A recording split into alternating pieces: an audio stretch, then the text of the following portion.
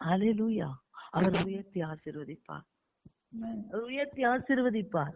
கர்த்தருக்கு மகிமை உண்டாகும். அவர் பிலிப்பியர் நிருபம் 4வது அதிகாரம் 8வது வசனத்தை வாசிக்கலாம். பிலிப்பியர் 4:8.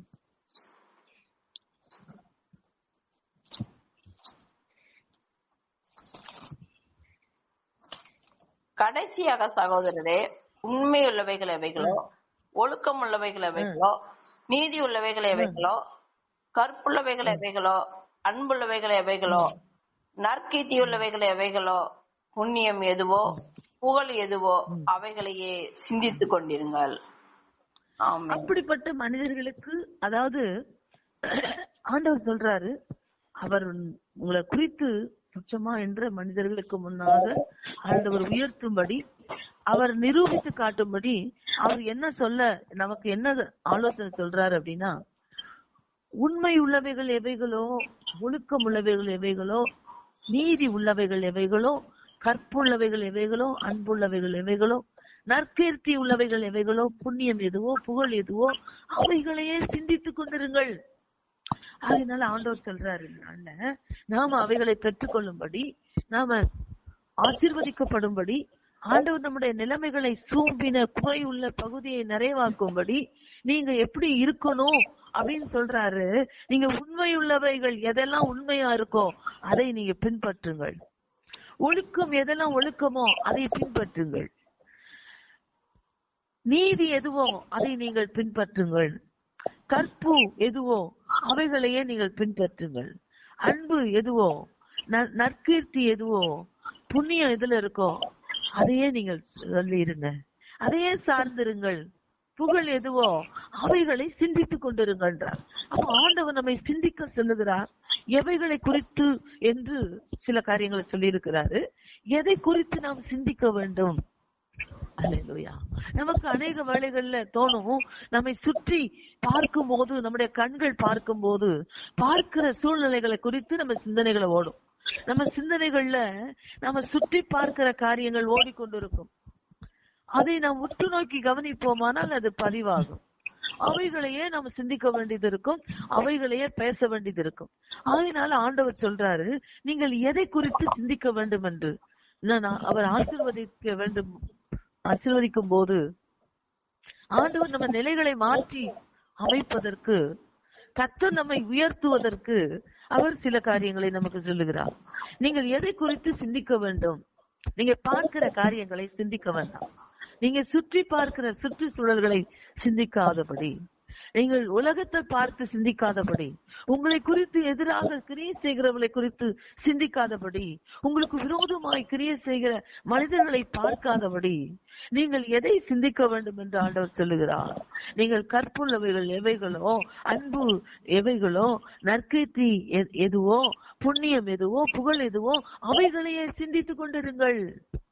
அப்படியானா வேத பகுதியில நம்ம இந்த வேத புஸ்தகத்தை வாசிக்கும் போது புண்ணியம் எதெல்லாம், புண்ணியம் எதெல்லாம், புகழ் எதெல்லாம், நற்கீர்த்தி எதெல்லாம், அன்பு எதெல்லாம், ஒழுக்கம் எதெல்லாம் உண்மை அப்படின்னு சொல்லி அவைகளை நம்ம ஆராய்ந்து எங்க இருக்கிறது இந்த உண்மையை குறித்து வேதத்துல எங்கெல்லாம் இருக்குது, இந்த கற்பை குறித்து எங்கெல்லாம் இருக்குது, இந்த ஒழுக்கத்தை குறித்து எங்கெல்லாம் இருக்கு, நீதியை குறித்து எந்த இடத்துல எந்த புஸ்தகத்துல இருக்குன்னு தேடி தேடி வாசித்து அவைகளையெல்லாம் நம்ம எடுத்து அதை குறித்து சிந்திக்கும் போது கர்த்தராகிய ஆண்டவர் அநேகருக்கு முன்பாக அவர் சொஸ்தமாக்குவார், அநேகருக்கு முன்பாக அவர் சுகமாக்குவார், அநேகருக்கு முன்பாக உயர்த்தி ஆசீர்வதிப்பார். அநேகர் அப்படிப்பட்ட ஜனங்களுக்கு மத்தியில கர்த்தர் உயர்த்துவார். நம்முடைய உறவுகள், குடும்பங்கள், நண்பர்கள் அவர்கள் மத்தியில ஆண்டவர் தன்னுடைய பிள்ளைகளை உயர்த்தி காட்டுவார், உயர்த்தி காட்டுவார். கையை நீட்டு அப்படின்பார். அல்லேலூயா. உன் கையை நீட்டு. அல்லேலூயா. உன் குறைகள், எந்த குறைகள் எதுவானாலும், நமக்கு ஒருவேளை குறைவுகள் இருக்கலாம், ஏதோ ஒரு குறைவுகள், அந்த குறைவுகளை நிறைவாக்குவார். அதை நிறைவாக்குவதற்கு ஆண்டவர் சில காரியங்களை நமக்கு சொல்றார். நீ எதை குறித்து சிந்தித்துக் கொண்டிருக்க வேண்டும்? அல்லேலூயா. நம்ம மனம் தடுமாறும் போது, நம்முடைய மனசு வலிக்கும் போது, நம்ம வலிக்கும்படி சில காரியங்கள் சுற்றி வரும்போது, நம்ம மனசு வலிக்கும் போது இந்த மாதிரி சிந்தனைகள் ஓடும். எந்த மாதிரினா அதை என்ன பண்ணலாம், ஏன் நம்ம இப்படி இருக்கிறோம், எதுக்காக இதெல்லாம் நடக்குது, ஏன் இந்த மாதிரி எல்லாம் நம்ம நல்ல பாதையில போகணும்னு ஒரு தீர்மானத்தோடு இருந்தோம்னா அதற்கு விரோதமாகவே அதற்கு எதிராகவே வருது ஏன் அப்படின்னு அதை குறித்து சிந்திக்க வேண்டியது வரும். ஏனென்றா மனசு வலிக்கும் போது அப்படி போகும். இந்த மனசு வருத்தப்படும் போது இந்த மாதிரி எண்ணங்கள் போகும்.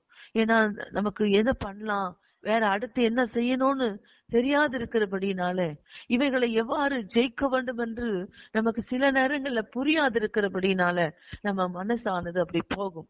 ஆகினால ஆண்டவர் சொல்றாரு, நீ அந்த மனசை சரியா வைத்துக் கொள்வதற்கு ஆண்டவர் சில காரியங்களை சொல்றாரு. உண்மை உள்ளவைகள் எவைகளோ அதை சிந்தித்துக் கொண்டிரு, ஒழுக்கம் உள்ளவைகள் எவைகளோ அதை சிந்தித்துக் கொண்டிருக்கு, நீதி உள்ளவைகள் எவைகளோ அதை சிந்தித்துக் கொண்டிரு, கற்புள்ளவைகள் எவைகளோ அதை சிந்தித்துக் கொண்டிரு, அன்பு உள்ளவைகள் எவைகளோ அதை சிந்தித்துக் கொண்டிரு, புண்ணியம் எதுவோ புகழ் எதுவோ இவைகளை சிந்தித்துக் கொண்டிருக்கும் போது இந்த மற்ற நம்மை திசை திருப்புகிற காரியங்கள் விலகி போகும். நம்மை திசை திருப்புகிற அந்த எண்ணங்கள் நம்ம மனசுக்குள்ள வர வாய்ப்பு இருக்காது, குறைவு. நம்ம இவைகளை சிந்திக்கிற போது இந்த மனசுக்கு அங்க வேற காரியங்கள் உள்ள வர இடம் இருக்காது. நம்ம சிந்தனை இவைகளை சுற்றி கொண்டிருக்கும். நம்ம சிந்தனைகளை இந்த பயணப்பட்டு கொண்டிருக்கும் போது வேற காரியங்களுக்கு நம்ம போக முடியாது. ஆகையினால ஆண்டவர் சொல்லுகிறார், உன் சிந்தனைகளை மாற்று, உன் சிந்தனைகளை மாற்று, உன் சிந்தனைகள் எவைகளை சிந்தித்துக் கொண்டிருக்க வேண்டும் என்று ஆண்டவர் சொல்லுகிறார். அன்பானவர்களே, நாம் சிந்தனைகளை மாற்றுவோம். சிந்தனைகளை நம்ம அதை நோக்கி உண்மையுள்ளவே எதெல்லாம் உண்மையா இருக்குது, எதெல்லாம் கற்பு, எதெல்லாம் நீதி, ஒழுக்கம், ஒழுக்கத்தை பற்றி எங்க இருக்கு, எதுலலாம் நான் ஒழுக்கமா இருக்கணும், எதெல்லாம் நான் காத்துக்கொள்ளணும் அப்படின்னு சொல்லி அதை குறித்து சிந்தித்து தேடுவோமானால் கர்த்தர் சரியாய் நடத்துவார். சில நேரங்கள்ல அதை குறித்துதான அந்த தொடர்பு வேத பகுதியில எந்தெந்த புஸ்தகத்திலாம் இருக்குன்னு தேட முடியாம சில வேளைகள்ல இருப்பீர்கள் என்றால் ஆண்டவர் அந்த எண்ணங்களை வைத்து அந்த வேதத்தை திறக்கும் போது அந்த இடத்துல அதை காட்டுவார். அப்படி நிறைய பேர் சொல்லியிருக்காங்க என்கிட்ட.